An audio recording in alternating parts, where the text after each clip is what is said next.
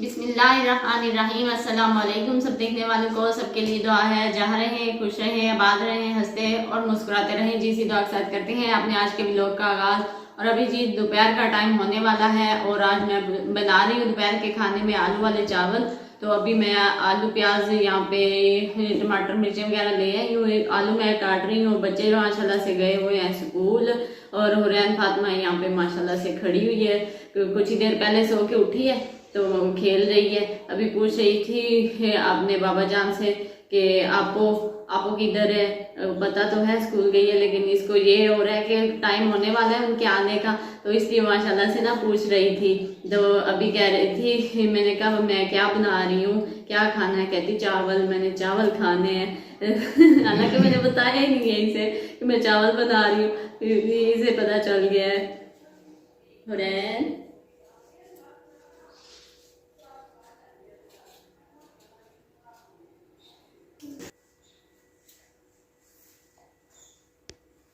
और जी आलू प्याज टमाटर वगैरह काट लेने के बाद अभी यहाँ पे बर्तन जमा कर लिए हैं मैंने। और जी अभी मैं आग जलाने लगी हूँ और बच्चों के भी आने का टाइम हो चुका है, बल्कि अभी आ जाएंगे। मामू जा चुके हैं उनको लेने के लिए। और जी अब जैसा कि मौसम चेंज हो चुका है तो हाँ, दोपहर का खाना हम नीचे बनाया करेंगे। पहले तो ऐसा होता था कि इस टाइम हम छत पे बना रहे होते थे और धूप के भी मज़े ले लेते थे और खाना भी बन जाता था माशाल्लाह से।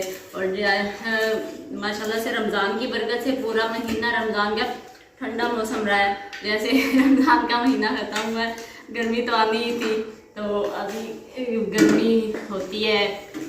मतलब रात में भी इतनी गर्मी महसूस नहीं हो रही थी, लेकिन 2-3 दिन से ना रात में बच्चे तंग होते हैं। हालांकि फुल पंखा चला हुआ होता है, फिर भी क्या कहते हैं हमें गर्मी लगी है।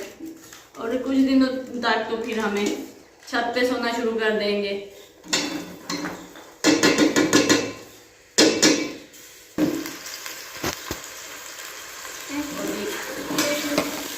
कल सुबह के टाइम ना मामू के पास अब्बू की कॉल आई थी। उन्होंने मुझसे भी इसलिए बात ही की कि मैं परेशान हो जाऊंगी।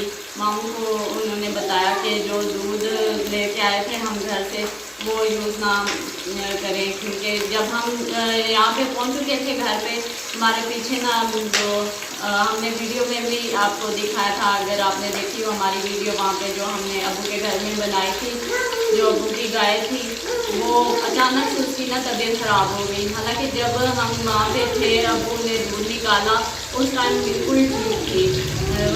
जब हम यहाँ पे पहुँच चुके थे तो अचानक से उसकी तबीयत ख़राब हो गई।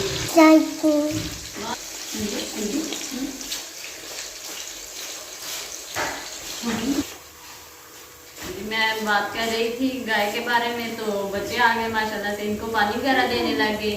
तो मैं बता रही थी कि बिल्कुल ठीक ठाक थी अब्बू की गाय ना, तो अचानक से उसकी तबीयत खराब हो गई। तकरीबन रात 9 बजे तो हम यहाँ पे पहुँचे थे। जिस जगह पे वो चारा खाती है वहाँ से हटा के दूसरी जगह रात को जब बांधने लगे तो उससे ना सही से चला नहीं गया। तो मतलब उसके मुंह से झाग निकल रही थी। अब्बू काफ़ी परेशान हो गए, डॉक्टर से रब्ता किया, डॉक्टर आ गया, उसने चेकअप वगैरह किया। डॉक्टर ने बताया कि इसको बुखार भी नहीं है, ना ही इसका मैदा ख़राब है।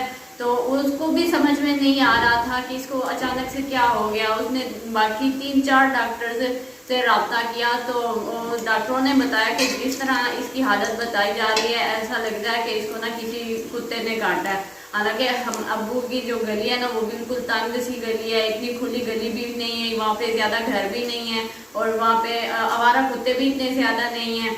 और मतलब एक इस तरफ घर है जहाँ पे हवेली है और एक इस तरफ घर है, दरमियान में हो जाती है हवेली, और आगे आगे की तरफ भी घर है। बाकी छोटी सी गली है बीच में, तो वहाँ पे आवारा कुत्ते तो होते नहीं हैं।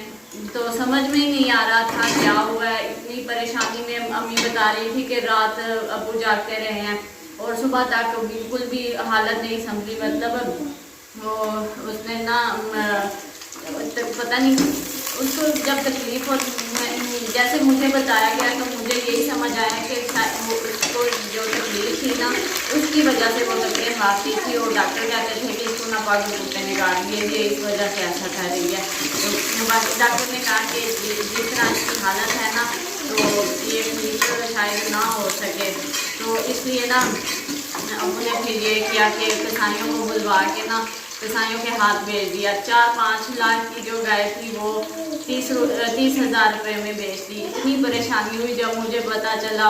मैंने उस्मान से बात की तो मैंने कहा मैंने ना अब्बू से बात करनी है, तो उस्मान कह रहे थे कि तुम जिस तरह मुझसे बात कर रही हो ना, तुम बजाय हौसला देने का मामू को परेशान करोगी, तुम अभी ना रहने दो, अभी ना बात करो उनसे।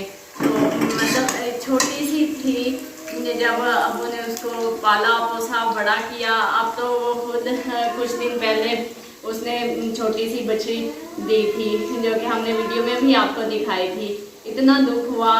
और सुबह भी भाई से बात हुई तो वो कह रहे थे कि अब्बू काफ़ी ज़्यादा परेशान है। अब्बू तो वैसे भी इतना बड़ा दिल नहीं है उनका, और मतलब एक अगर चूजा भी पाला जाए ना अपने हाथ से, उसको खिलाया पिलाया जाए, तो उसको अगर कुछ हो जाए तो इतना दुख होता है। ये तो फिर इतनी बड़ी माशाल्लाह से गाय थी, इतनी प्यारी थी, शायद किसी की नज़र लग गई है या क्या हुआ है। और इतना मेरे दिल को कुछ हो रहा था। अच्छा मैंने जब हिम्मत करके अब्बू से बात की तो अब्बू ने इतने मतलब इस तरह से मुझसे बात की कि जैसे वो बिल्कुल भी परेशान नहीं है। लेकिन भाई बता रहे थे कि खाना भी अब्बू सही से नहीं खा रहे।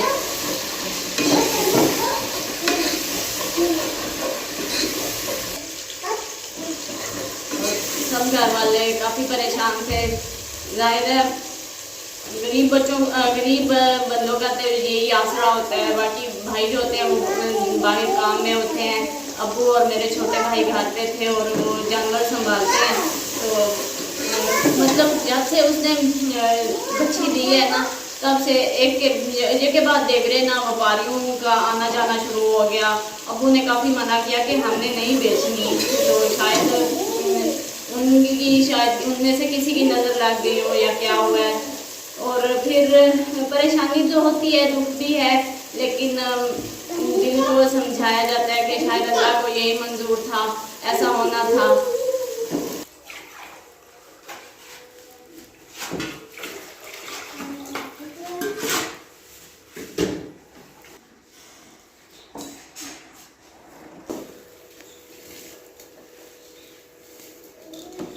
जी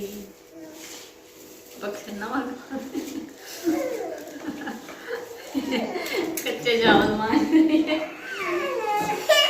ना गंजा।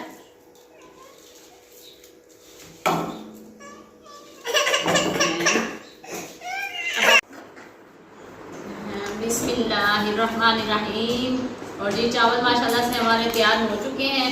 बच्चों ने जी जब मैंने इनको चेंज वगैरह करवाया तो इन्होंने खाना मांगा। मैंने कहा बस चावलों को दम आने वाला है, तो इन्होंने तो रोला डाल दिया कि आपने मिर्च वाले चावल बनाए होंगे, हमने नहीं खाने। मैंने कहा नहीं, मिर्चें मैंने नहीं डाली, बिल्कुल थोड़ी सी डाली है जी। अच्छा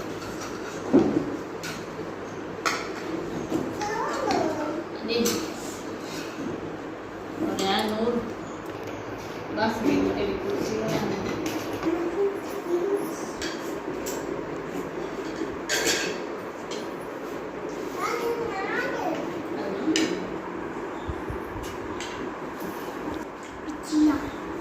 और माशाल्लाह से हमारा टेबल खा चुका है और काफ़ी दिनों बाद हम इस तरह से बैठ के खाना खा रहे हैं। क्योंकि अक्सर जब ये स्कूल में होते हैं तो वैसे तो हम ईद के बाद अभी के घर चले गए थे, तो अभी हम 2-3 दिन पहले वापस आए हैं। तो ईद के बाद और रमज़ान के बाद बल्कि ईद में तो ईद में तो हमने नीचे सारा सेटअप बनाया था, सब माशाल्लाह से घर थे। तो आज रमज़ान के बाद पहली मरतबा इस तरह से हम टेबल पे बैठ के खा रहे हैं माशाल्लाह से बच्चों के साथ। और खाए नहीं, कोई नहीं है बच्चे।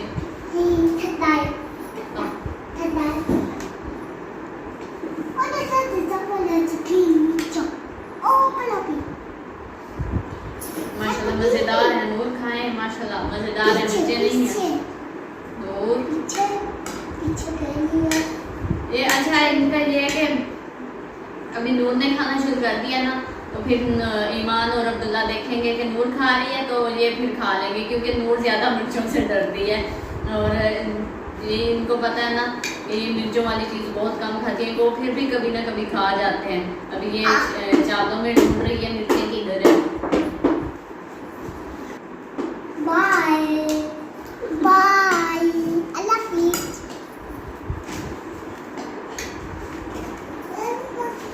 जी दा आया लो।